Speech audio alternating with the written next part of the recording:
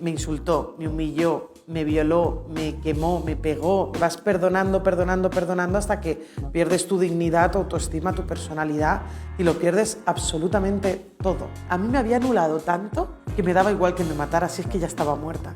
Yo tardé 5 años en decir la palabra maltratador en voz alta. La vida a veces, por desgracia, te da golpes que no puedes evitar, pero sabes que vas a volver a ser feliz, porque si saliste del infierno una vez vas a poder salir todas las veces que haga falta. Soy Marina Marroquí, educadora social y salí viva de la violencia de género. Yo empiezo a salir con mi maltratador a los 15 y él tenía 20.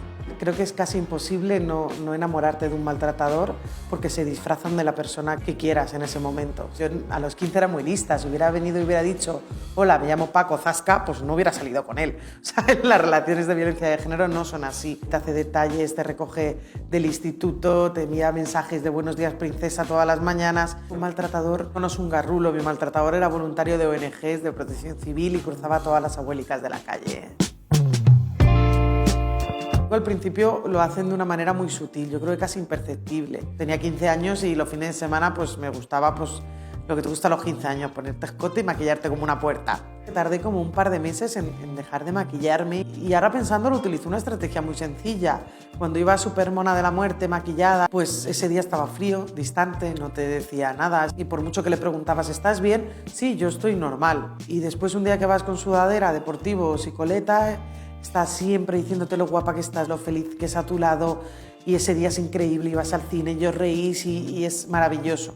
Te manipulan para que creas que son decisiones propias cuando al final vas por el camino que ellos te van marcando. Y cuando psicológicamente ya te ha anulado de toda tu personalidad y te ha alejado de toda tu familia, entonces la crueldad ya puedes dispararse porque ya no tienes dónde ir. Imagínate mi casa cuando llaman diciendo que me van a matar y yo desaparezco 5 horas. Yo recuerdo que llegué y mi madre ni siquiera estaba dentro de casa. Se acercó y solo me tocó la cara. Yo pensaba que me iba a darme una hostia, o sea, la que me merecía en ese momento de hasta aquí, pero no, me tocó la cara y me dijo, no lo vas a dejar nunca. Ya está, tus hermanos están buscándote en comisarías y hospitales. Yo solo sé que llevo 30 años casada con tu padre y no le he visto llorar nunca. Tú sabrás lo que estás haciendo. Y cuando entré a la habitación de mi padre, es cierto que yo tampoco he visto nunca a nadie llorar así. Y solo me dijo, no sabes lo duro que es saber que van a matar a tu hija y que no puedes hacer nada. Y en ese momento sí que hubo una venda que cayó. De repente vi que había destrozado a mi familia y dije, no, lo tengo que hacer por ellos.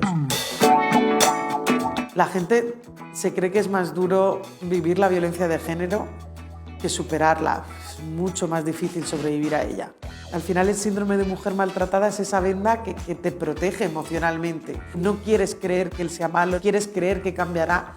Y todo ese dolor está amortiguado. O sea, además, con tanta manipulación consigue que incluso bloquees y olvides los recuerdos más bestias. Cuando consigues salir, tardas muchos años y con ayuda profesional. Poco a poco vas intentando perseguir una felicidad que con ayuda profesional, sin darte cuenta, va llegando. La Marina de hoy, pues no sé, súper feliz. La felicidad me ha costado mucho camino conseguirla, pero sé perfectamente que la felicidad parte única y exclusivamente de mí misma. Conseguí salir, volví a ser yo, volví a ser feliz y volví a construirme y sinceramente creo que la mejor venganza que se le puede hacer tras el maltrato es volver a ser feliz y volver a reír.